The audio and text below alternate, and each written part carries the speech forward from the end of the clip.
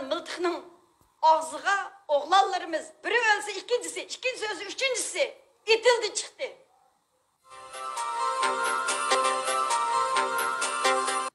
Vatanda düşman qonliq qirg'inlarni ipaga vaqtida biz Birleşken Devletlerge arzlarimizni yozdik. Obamaga yozdik, Ban Ki-moonga yozdik. Başka münasebetler yazdık.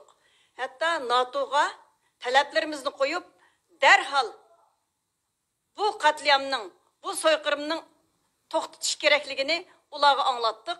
Xitoyning payline yamanligini, böyle devam qilsa Uyg'urning soyini tamamen tugitadiganligini, yo'q qiladiganligini ularga anlattık. Ular bizga nayt yaxshi qarshildi.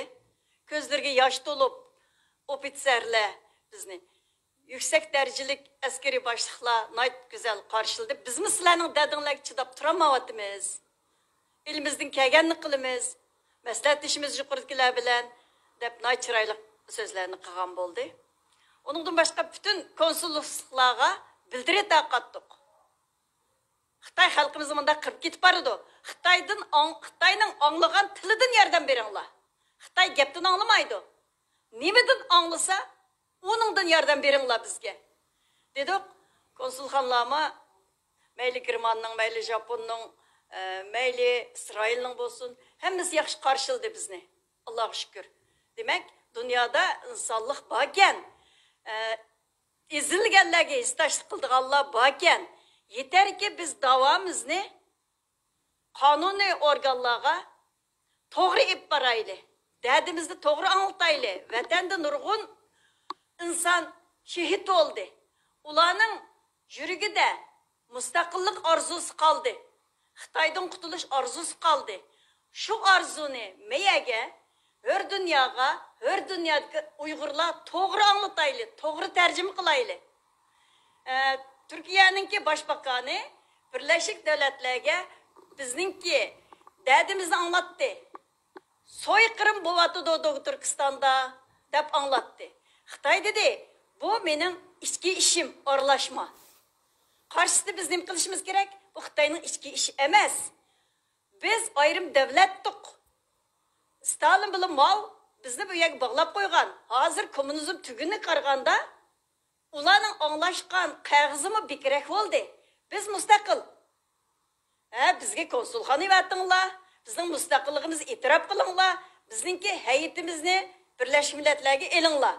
Bunu dedik ama tanqidlash asası demeymen, bazı bu davanın içindekiler, bu davaga zaten bir kadem atqanlarning hemmisiga ben teşekkür etmem. Ama bazılar bilip bilmey, demokratiya isteymiz, otonomiya isteymiz, müstakillik istemeymiz, dep bildirlap kaldı. Bularning bu sözü, bu bildirilişi Xitoyninki ichki ishim degani ular o'xshash. Chunki avtonomiya istayman degan gap Xitoy bilan bir o'gizning ostida yashayman, uningdan ayrilmayman, uning bilan birga yashayman degan gap. Mayizdan Xitoy mening ichki ishim deydi. Bu tarafdan sen avtonomiya istayman deysa. 2816'da İnqilab böyle mi kılınır? Davanın muşnak mı kılamsa? O aqqan qonlarning vabali kimge? Ölgen şehitlarning vabali kimge? Bu yerda bilip bilmey davanın közünü kuşuvetmeyle biz. Bir devlet, Türkiye devleti bunu Birleşik Devletler kötegenken bu yerda biz Xitoyning deganning aksini isbotlashimiz kerak. Xitoyni do'stga atishga haqqimiz yok. Bu davanın közünü kuşup etişke hiç kimnin hakkı yok.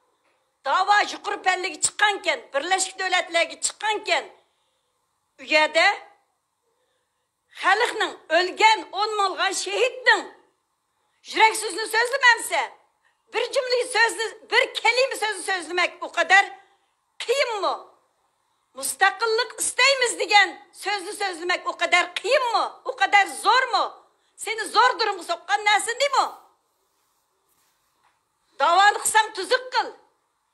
Halkının, 10 milyon şehitlerinin türmeler yerlerde azap çekivatkan insanlarımızın 60 yıldan kul bulup, izilip, yencilip, zulüm görgen, horlangan insanların jürigideki bir kelime sözünü neymişki sözleyemeysen Birleşik Devletler'de, neymişki Xitay'ını rast çıkılıp, başkalarını yalgan çıkıp koysa, bu davanın iki gözlü kuşu bitiş emez mi?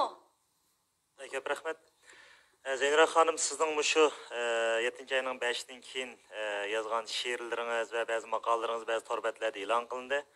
Mümkün olsa televizyon köylülerimizge hazır mısın meydanını bir okup bergen bolsanız. Bu ketim vatanda qolliq qirg'in bo'lgan vaqtida bu yerda biz namoyishlarni qildik. O namoyishlarda burun hech tanımagan, uyda o'tgan, bu da'voga aralashmaydigan, tijorat qilib yurgan, siyosatga aralashmaydigan nurg'un xonimlarni ko'rdim. Ular bilan quchoqlashdik, birga yig'lashdik, bir-birimizning ko'z yoshlarini aytishdik.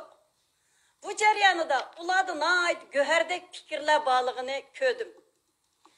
Bu xalqimdan men bek memnun qoldim. Vatandagilardan zaten memnunman. Vatandagilar o kadar zulmga chididi. Chidyanmagan vaqtida tog' vulqon atgandek vulqon etib portladi. Vatanning istiqboli uchun ular qinini, jinini berdi. Endi bu hür dünyada yaşayotganlarninki nurg'unlarni siyosatga aralashmaydi deb qaraydim. Ama o siyosatga aralashmaydi deganlarning ichidami o güzel vatanning sevgisi bor ekan. Hozir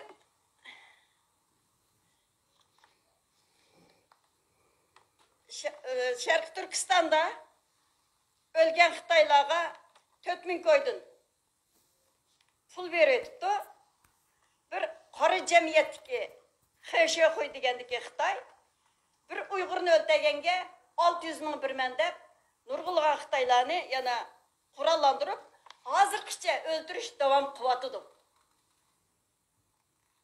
Buning uchun biz ko'z oldimizda qildigan ish bütün insoniy haq huquqimizni qo'llanishni bilaylik.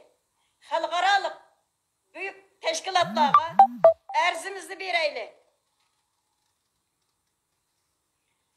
Bazılar bilmey Xitayning ichki ishim degani do'statish berganlar do'statish bermisin. Hammamiz bir og'izdan Turkistonni, Sharq Turkistonni mustaqil qilish uchun harakatlanaylik. Ahlimiz valla, ahlimizni o'tirib qo'yaylik. Fikrimiz valla, fikrimizni o'tirib qo'yaylik. Yurgimiz valla, yurgimizni o'tirib qo'yaylik.